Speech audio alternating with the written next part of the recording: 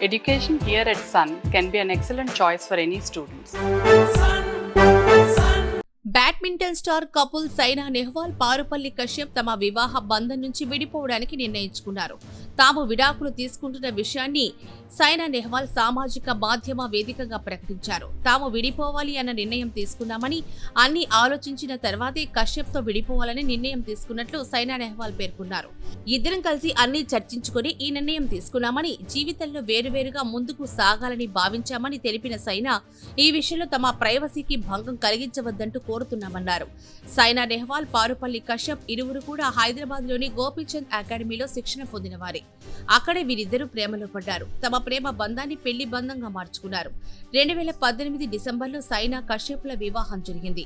ఇప్పుడు తాజాగా ఆదివారం తమ 7 ఏళ్ల వివాహ బంధానికి ముగింపు పలుకుతున్నట్లుగా సైనా నెహ్వాల్ సోషల్ మీడియా వేదికగా చేసిన ప్రకటన క్రీడా వర్గాల్లో సంచలనం సృష్టించింది. సైనా నెహ్వాల్ 2008లో BWF ప్రపంచ జూనియర్ ఛాంపియన్షిప్ విజయవంతంతో ఒక్కసారిగా లైమ్ లైట్ లోకి వచ్చింది. అదే ఏడాది ఆమె ఒలింపిక్స్ లో ఆడింది. తొలి ప్రయత్నంలోనే క్వార్టర్ ఫైనల్ వరకు వెళ్లి ఆ ఘనత సాధించిన తొలి భారతీయ మహిళా షట్లర్ గా నిలిచింది. ఆ తర్వాత 4 ఏళ్లకు తొలి ఒలింపిక్ పతకం సాధించింది. 2012 ఒలింపిక్స్ లో సైనా నెహ్వాల్ బ్రాంజ్ మెడల్ సొంతం చేసుకుంది. సైనాకు 2009లో అర్జున, 2010లో రాజీవ్ గాంధీ ఖేల్ రత్న పురస్కారాలు దక్కాయి. ఇక పారుపల్లి కశ్యప్ విషయానికొస్తే 2014 కామన్వెల్త్ గేమ్స్ లో అతడు స్వర్ణ పతకం సాధించాడు.